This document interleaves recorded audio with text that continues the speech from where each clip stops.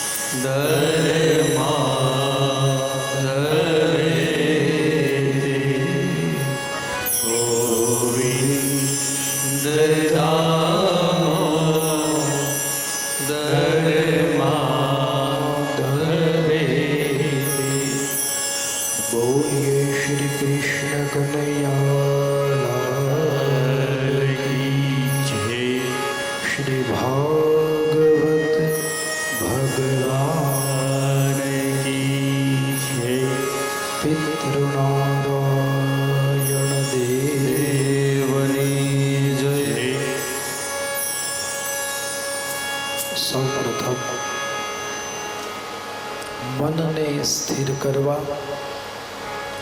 કાનને કથાના શ્રવણના અધિકારી બનાવવા. આવું मणि हरि संकीर्तन करिए. आइए प्रेम से और भाव से ताली बजाते हुए हरि नाम संकीर्तन. द्वारिकानो नाथ मारो राजारण छोड़ छे, एने मन माया लगाड़ी रे. द्वारिकानो नाथ मारो राजारण छोड़ छे, एने मन माया लगाड़ी रे. द्वारिकानो नाथ मारो राजारण छोड़ से, एने मन माया लगाड़ी रे. द्वारिकानो नाथ मारो राजारण छोड़ छे, एने मन माया लगाड़ी रे. एने मन माया लगाड़ी मारा वाला, एने मने माया लगाड़ी मारा वाला, एने मन माया लगाड़ी रे. एने मने माया लगाड़ी रे.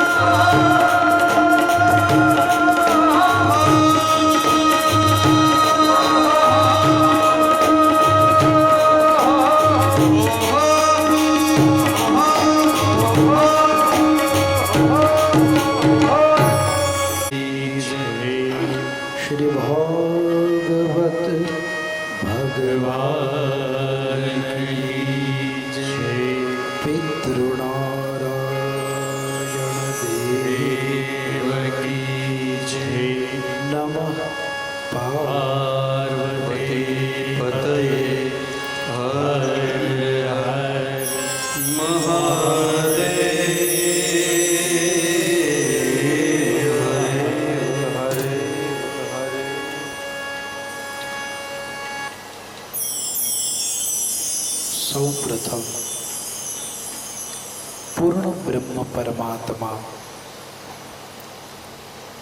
अनंत कोटि विभूषण पूरे ब्रह्मांड के मात्र एक स्वामी है एवा ठाकुर जी ना वांग्मय स्वरूप श्रीमद भागवत जी ना श्री चरण ની અંદર વંદન કરું છું। ગામના અધિષ્ઠાત્રી મા ભગવતી શીતળા માના શ્રી ચરણની અંદર વંદન કરું છું। તમામ ગ્રામ્ય દેવતાઓ સ્થાન દેવતાઓ અને સ્થાપિત દેવતાઓના શ્રી ચરણની અંદર વંદન કરું છું। કથાના યજમાન શ્રીના કુલદેવી શ્રી સુરાપુરા શ્રી અને વાયુ સ્વરૂપે બિરાજિત તમામ પિતૃદેવતાઓના શ્રી ચરણની અંદર વંદન કરું છું। કથામાં ઉપસ્થિત સાધુ અને બ્રાહ્મણોને વંદન કરું છું। કલાકાર વૃંદોને વંદન કરું છું। કથામાં ઉપસ્થિત તમામ શ્રોતાશ્રીઓના હૃદયમાં બિરાજી ઠાકોરજીના શ્રી ચરણની અંદર વંદન કરું છું।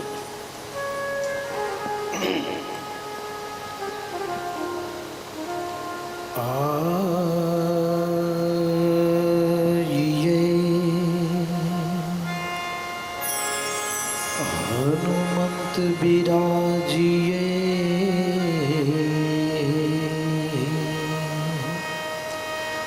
कथा कहूँ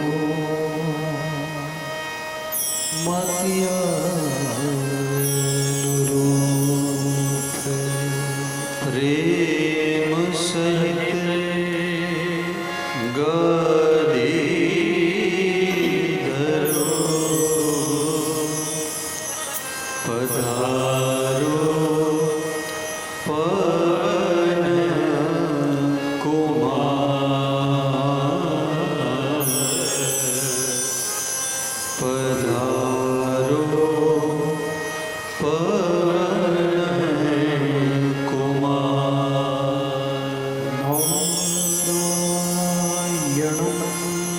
नमस्कृत्यं नरं चैव नरोत्तमं देवीं सरस्वतीं च व्यासो ततो जय मुदीरये ततो जय मुदीरये।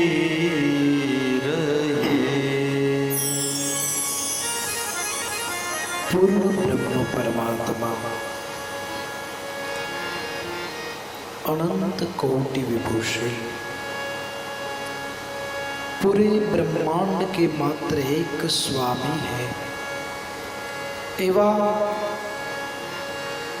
ठाकुर जी ना दिव्य चरित्र आजे कालावड़ गामना आंगणे जानी परिवारना सानिध्यनी अंदर आ भागीरथी गंगा जे प्रज्वलित थई छे प्रदीप्त थई छे आज तृतीय दिवसना ज्ञान यज्ञनी अंदर प्रवेश करिए। आ ज्ञान गंगा में डुबकी लगावी पाप ताप अने संताप ने नष्ट करिए। जीवनु कायानु कल्याण करी अने पितृओने दिव्य गति अर्थे ठाकुर जी ने प्रार्थना करिए।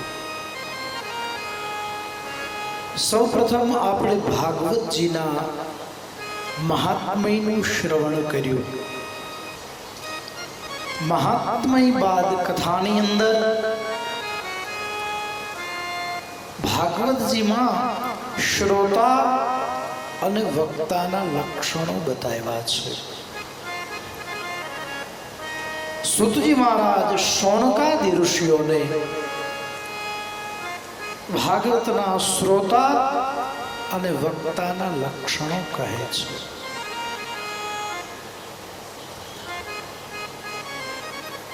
ભાગવતના વક્તાના લક્ષણની અંદર વ્યાસજીએ લખ્યું છે કે ભાગવતનો વક્તા કેવો હોવો જોઈએ? વૈષ્ણવો વિપ્રો વિરક્ત. ભાગવતજીનો વક્તા પરમ વૈષ્ણવ અને વિપ્ર એટલે બ્રાહ્મણ હોવો જોઈએ. આ ભાગવતની અંદર સ્પષ્ટ લખ્યું છે.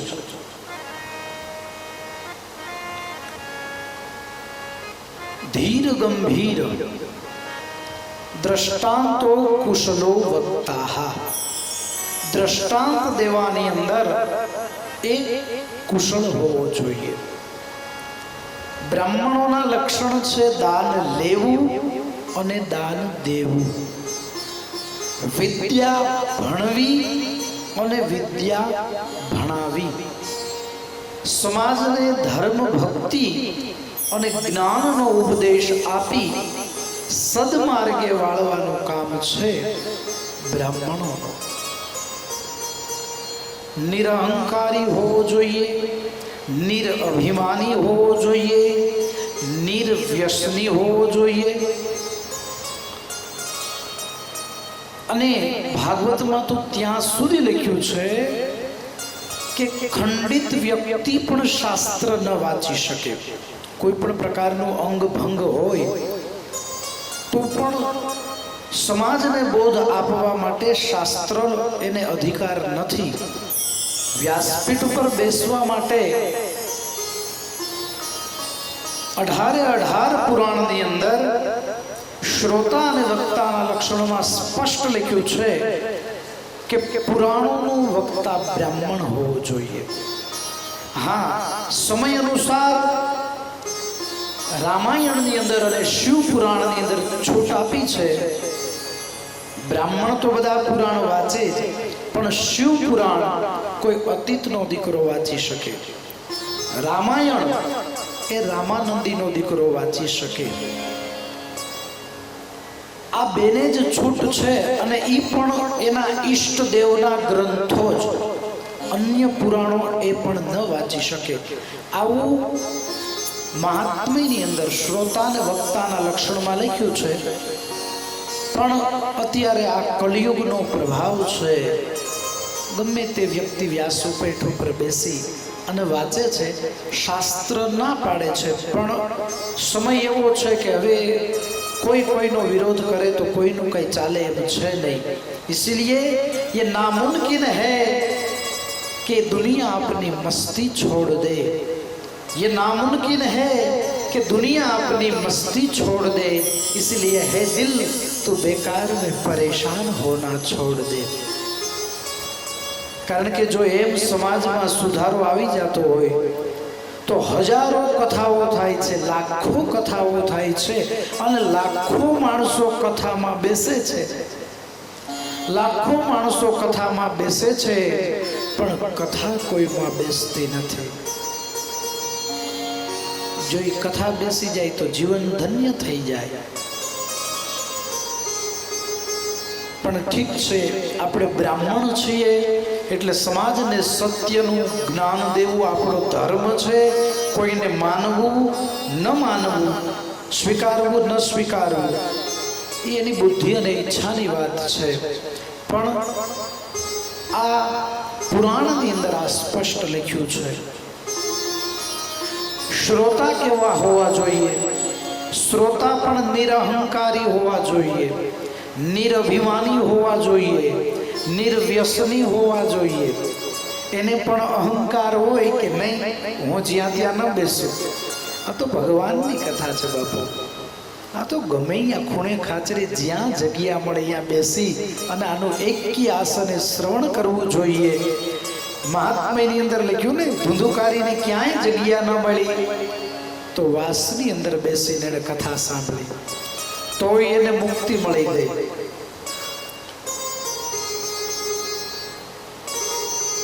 ત્યારબાદ એક આસન ઉપર બેસી એક ચિત્તે કથાનું શ્રવણ કરવું જોઈએ.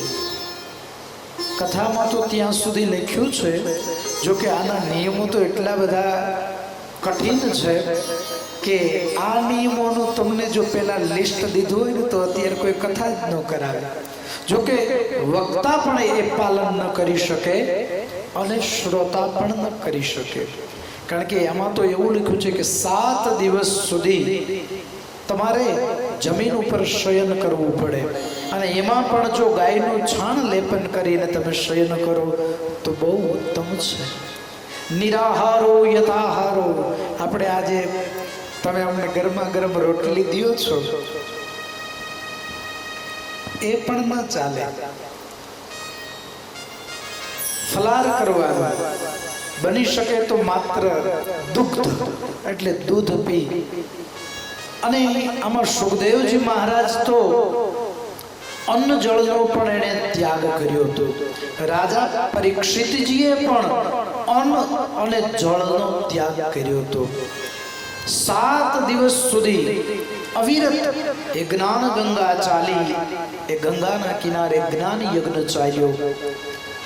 આપણે તો અડધો કલાક વધારે કથા ચાલે ને તો 4-5 વાર તો આ ભાડિયા પાટી થઈ જાય. આ પૂરું કરે તો હારું, બહુ કરીએ. કેટલા વાગ્યા? એટલે આના નિયમો બહુ કઠિન છે, પણ કળિયુગની અંદર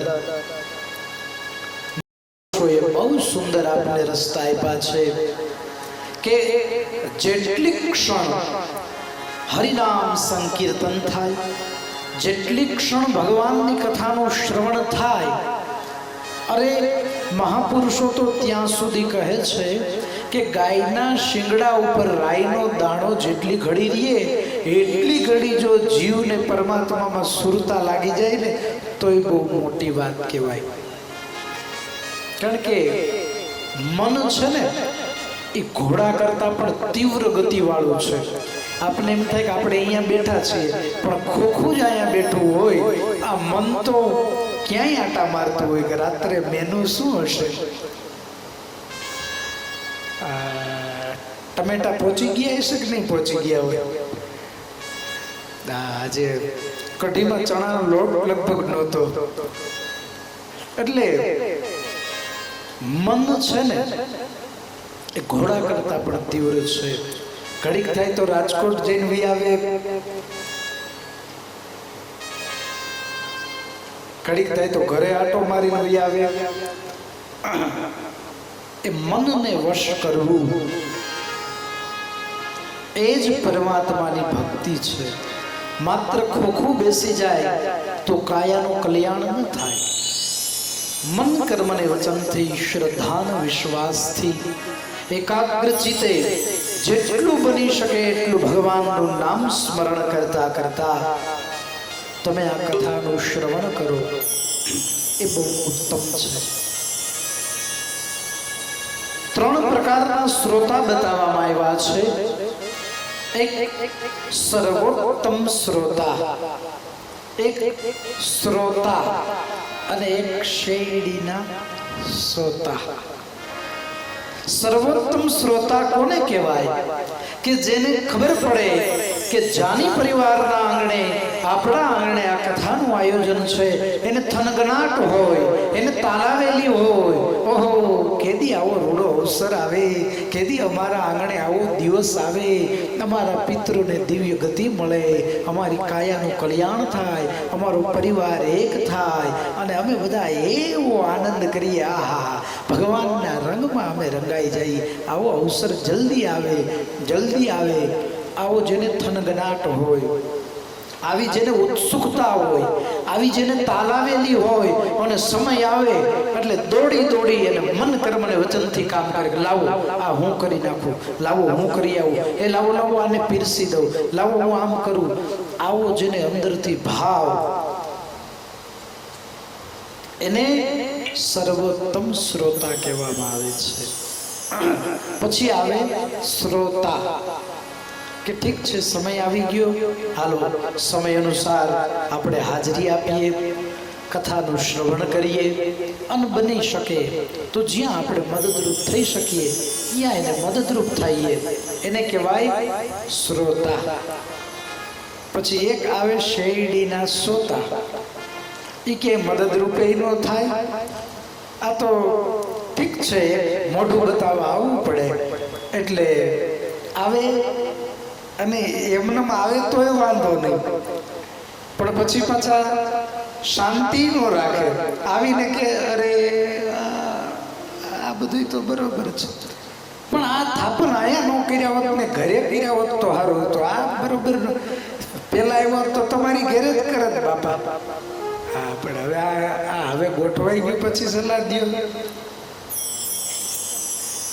એટલે ઈ કઈ મદદરૂપ ન થાય, પણ એ બધું નિરીક્ષણ કરવા આવ્યા હોય કે વક્તા કેવા રાજકોટથી બોલાવ્યા છે, કેવા હશે, આ કેવી કથા વાંચતા હશે, કેવા હશે, હું આ હળકતી રીંગમાં નીકળવાના હશે, એવું બધું નિરીક્ષણ કરવા આવે. સંગીત કેવું છે, ભૂદેવો કેવા છે, અને છેલ્લે ગરદડીને કાંઈ નો બહુ કે તો પછી છેલ્લે ભૂદેવો ને કે ભૂદેવો તમે આ બાજુ બેઠા કરતા આ બાજુ બેઠા હોત તો પેલા આવ્યા હોત તો તમારી ઘેરે જ બેહાર. એટલે આને કહેવાય શેરડીના સોતા, જે મદદરૂપ તો ન થાય, પેલા તો કઈ કામ જ ન લાગે, પણ છેલ્લે નિરીક્ષણ કરીને તમારી ક્ષતિ ગોતવા આવ્યા હોય કે તમારી ચૂક ક્યાં છે, તમારી ભૂલ ક્યાં છે, એને કહેવાય શેરડીના શ્રોતા. હવે આપણે નક્કી કરવાનું કે આપણે સર્વોત્તમ શ્રોતા છીએ, આપણે શ્રોતા છીએ કે આપણે શેરડીના શ્રોતા જેવા છીએ, આપણા આત્માને નક્કી કરવાનું છે. તો ભાગવતજીની અંદર લખ્યું છે અથતે સંપ્રવક્ષ્યામઃ સપ્તાહ શ્રવણે વિધિમ. 7 દિવસ સુધી જે કોઈ જીવાત્મા સંપ્રવક્ષ્યામઃ મનનો નિગ્રહ કરી 7 પ્રકારની વિષય વાસનાઓની ગાંઠોને છોડી કામ, ક્રોધ, મદ, લોભ, મોહ, મચ્છર, અહંકાર અને ઈર્ષાનો ત્યાગ કરી 7 દિવસ સુધી શ્રવણ, જો આ કથાને સાંભળે, આ જ્ઞાન યજ્ઞને વિધિવત શ્રવણ કરી પોતાના જીવનમાં ઉતારે, સહાર્ય શુભિશ્ચૈવ પ્રાયઃ સાધ્યો વિધિ સ્મૃતઃ. એવી રીતના કોઈ જીવાત્મા કથાનું શ્રવણ કરે તો એને દિવ્ય ગતિની પ્રાપ્તિ થાય છે, એના પિતૃનો તો ઉદ્ધાર થાય જ છે, એમાં કોઈ સંશય નથી, એમાં કોઈ શંકા નથી. પણ આ જીવાત્માનું પણ કલ્યાણ થાય છે. જ્ઞાન યજ્ઞની અંદર સ્નાન કરવાથી, ડૂબકી મારવાથી માત્ર પાપ નહીં, પણ પાપ, તાપ અને સંતાપ એ નષ્ટ થઈ જાય છે. એક આસન ઉપર બેસવું, કથામાં કે બોલવું નહીં, લાંબા પગ ન કરવા, બને તો વ્યસનથી દૂર રહેવું,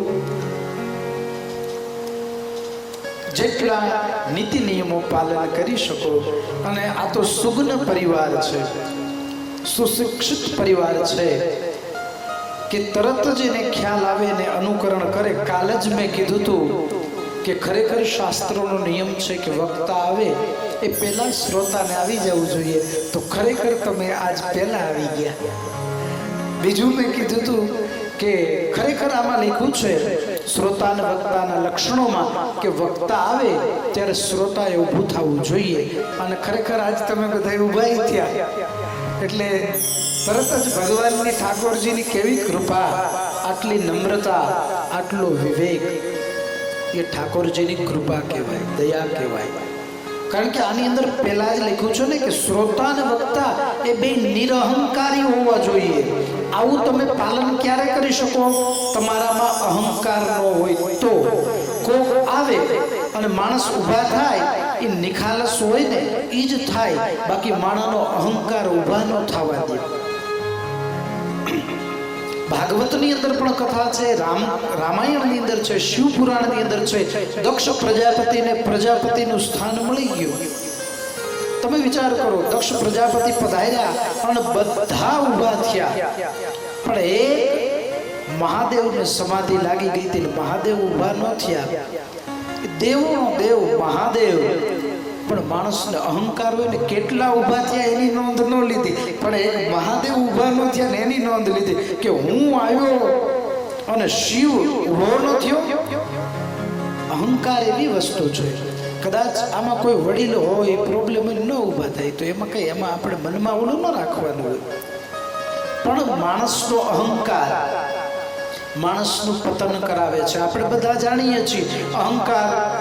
રામાયણની અંદર તો એવું લખ્યું છે, એસો જગ મેં કોઈ નહીં કે સત્તા પાય ઓર મદ ના આય. આ જગતમાં એવું કોઈ વ્યક્તિ નથી કે સત્તા સંપત્તિ કાંઈક મળે અને અહંકાર ન આવે. એવો કોક જ જીવાત્મા હોય.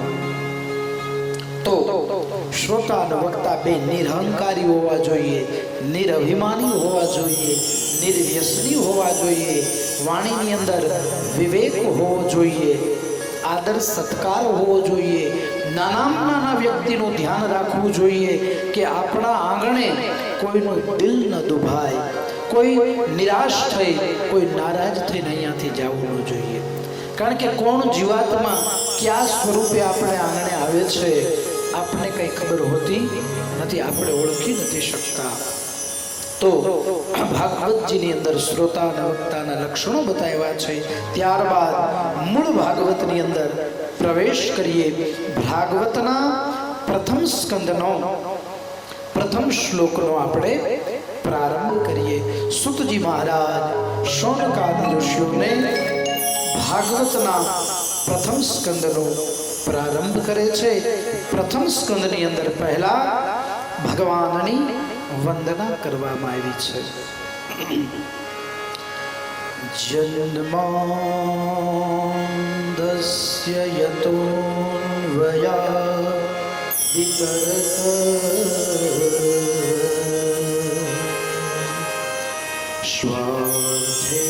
સ્વાર્થેશ્વર ભીઘ્નસ્વરાટ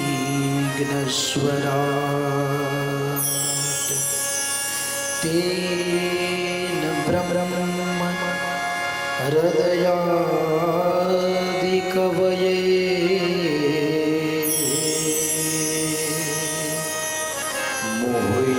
મોહયન્તિ યત સૂરયઃ તેજો પરિમૃદા યથા વિનિમયો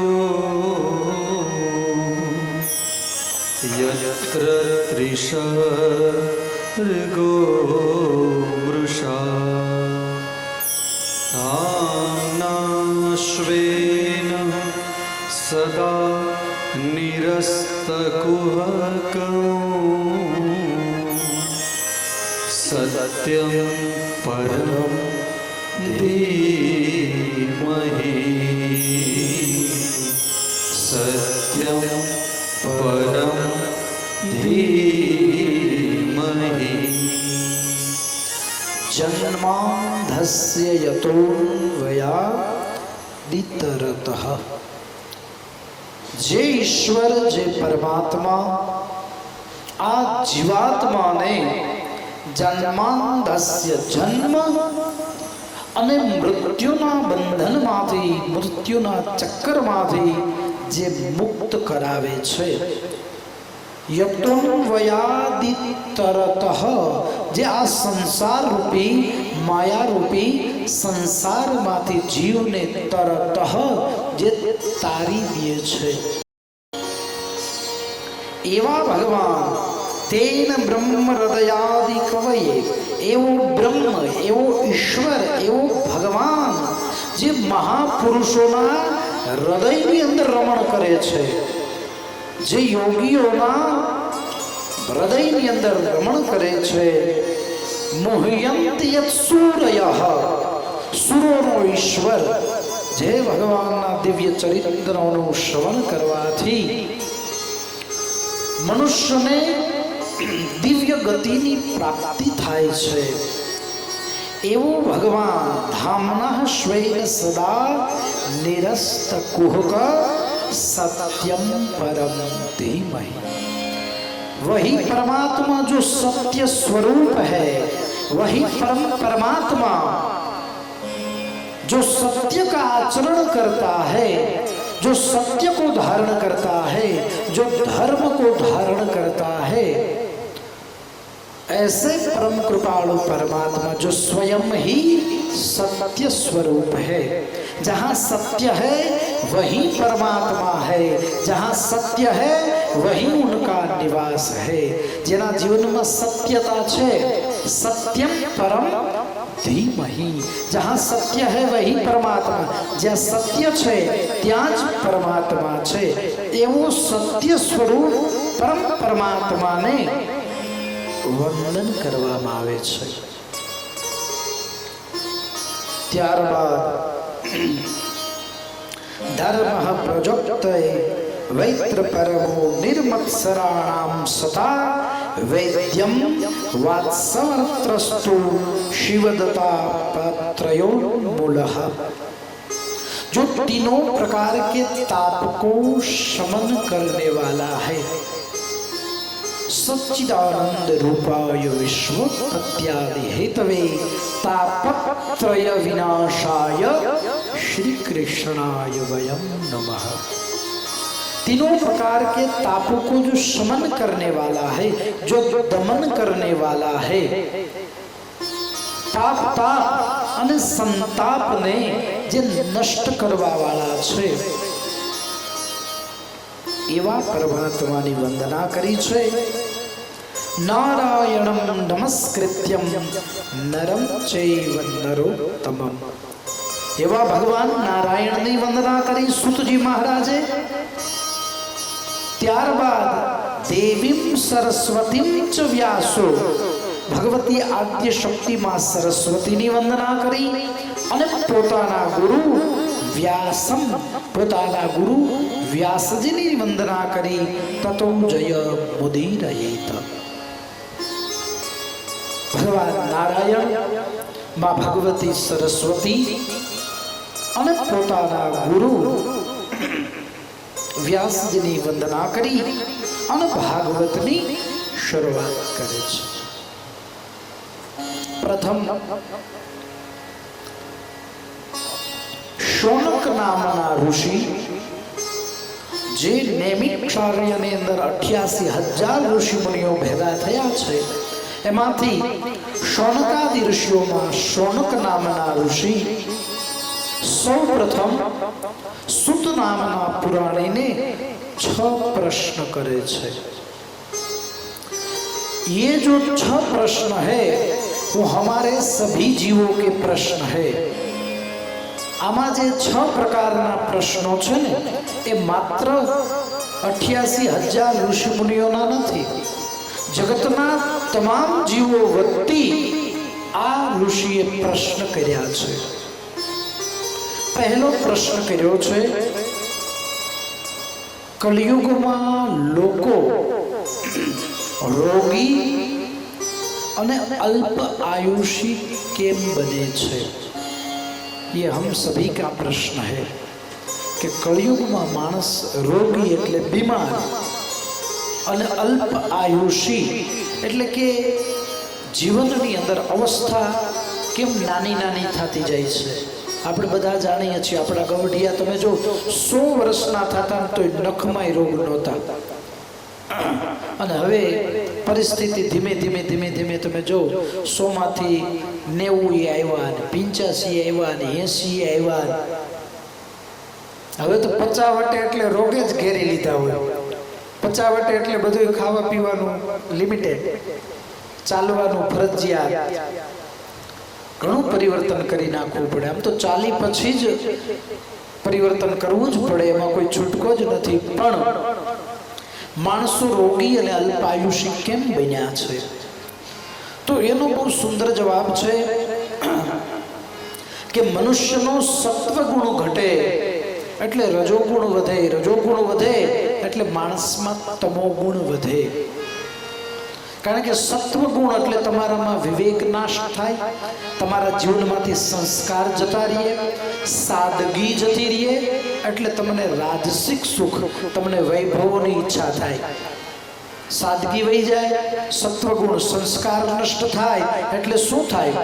કોકની ફોરવ્હીલ જોવે એટલે ઈચ્છા જાગે, ઓહો આ ફોરવ્હીલમાં આપણે અહીંથી મોંઘી લેવી છે. રજોગુણ રાજસી સુખ, રાજા જેવા સુખનો મોહ જાગે.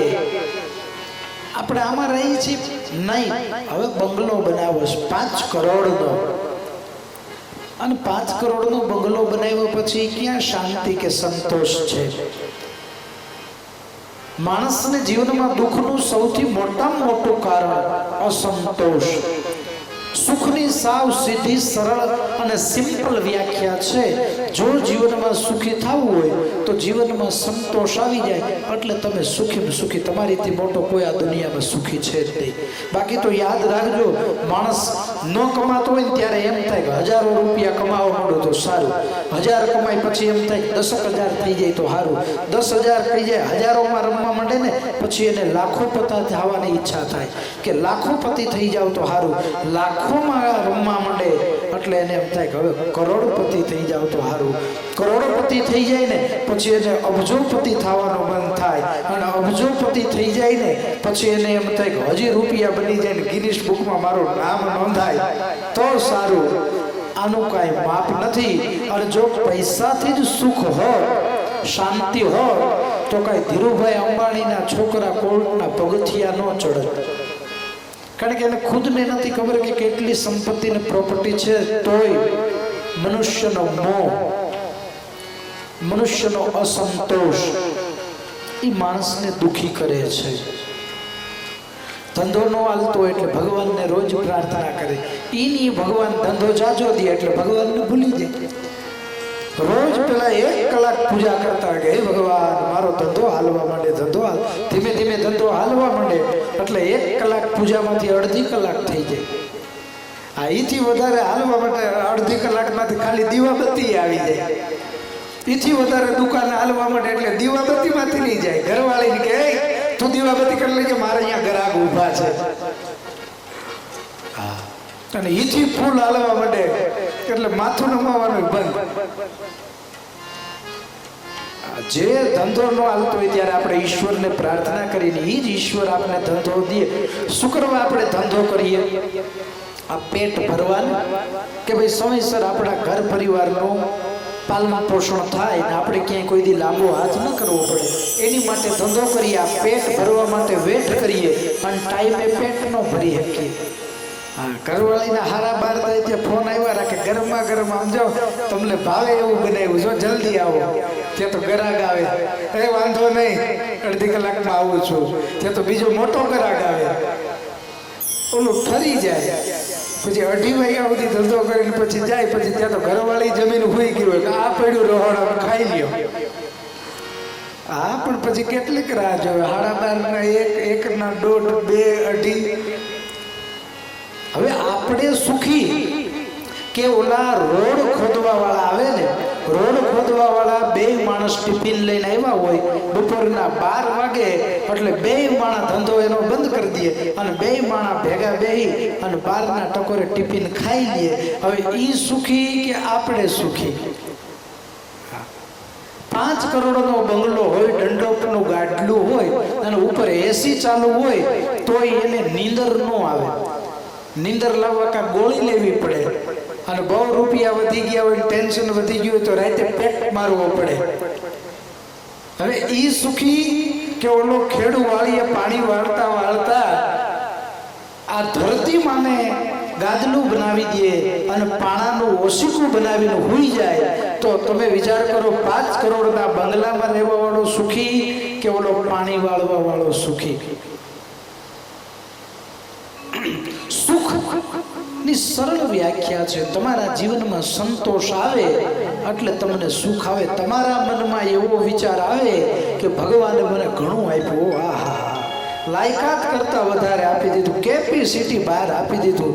એટલે આ જગતમાં તમારી જેવો સુખીમાં સુખી આ દુનિયામાં કોઈ નથી.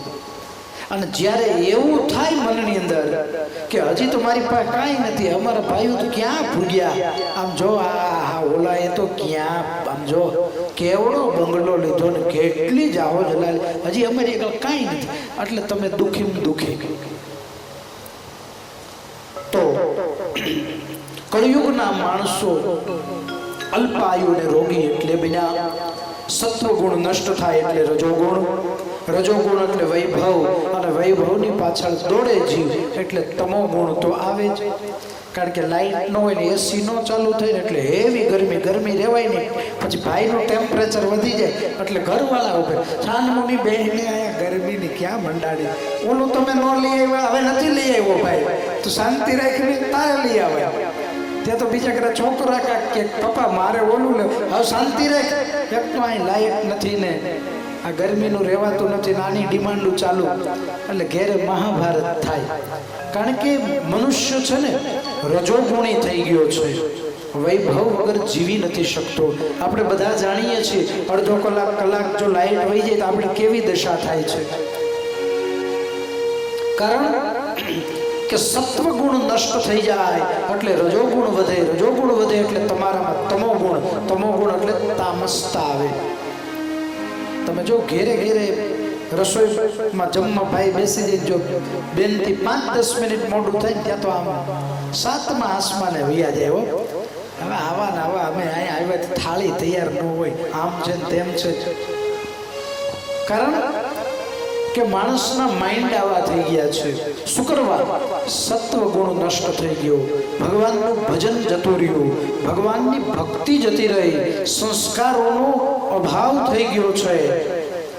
અને ન ખાવાનું ખાવા માંડ્યા, ન પીવાનું પીવા માંડ્યા, એટલે માણસો રોગી બન્યા, માણસો અલ્પ આયુષી બન્યા. ભગવાને કેટલું બધું આપણે જમવાની વસ્તુ આપી છે, પણ છતાંય માણસો ન ખાવાનું ખાય, ન પીવાનું પીવે.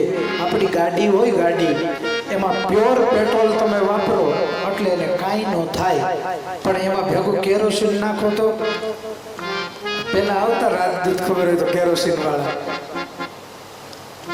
કારણ કે એમાં જે વસ્તુ નાખવાની છે એ નાખો તો જ એન્જિન સારું ચાલે. એમ આપને ભગવાને આ સુંદર ગાડી આપી છે, આમાં નાખવાનું નાખો ને તો જ સરખી હાલે. પણ પછી આમાં ગમે એ કચરો નાખી દઈએ તો આપણું એન્જિન એ બગડે. બેનો પાણીપુરી લારીએ શાક બકાલું લેવા જાય એટલે બકાલામાંથી કટકી કર્યા હોય ને એ કા બ્યુટી પાર્લરમાં વાપરે ને કા પાણીપુરીમાં વાપરે.